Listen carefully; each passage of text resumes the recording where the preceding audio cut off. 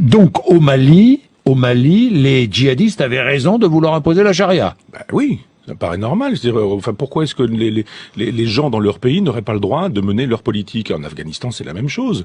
Pourquoi est-ce qu'on a des problèmes de terrorisme aujourd'hui? Les musulmans sont pas des imbéciles non plus. C'est-à-dire, on leur mène une guerre chez eux.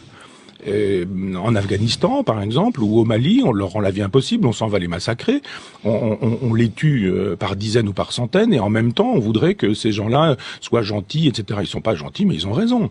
Autant je suis sur une lutte athée, en disant que l'islam ne me convient pas, autant Que l'islam est dangereux. Mais autant je trouve que sur le terrain politique, il y a aucune raison pour qu'on aille faire la loi vraiment les droits de l'homme nous intéressent. Pourquoi est-ce qu'on est spécifiquement au Mali et pas dans des endroits où les droits de l'homme sont bafoués partout?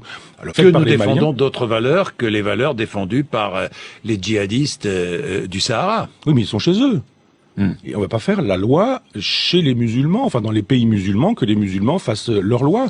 Pourquoi est-ce qu'on n'intervient pas en Israël? Pourquoi il faut arrêter de vouloir faire la politique coloniale qui est la nôtre dans des pays sous prétexte que ce serait les droits de l'homme qui nous animeraient. Ce sont pas les droits de l'homme qui animent Hollande.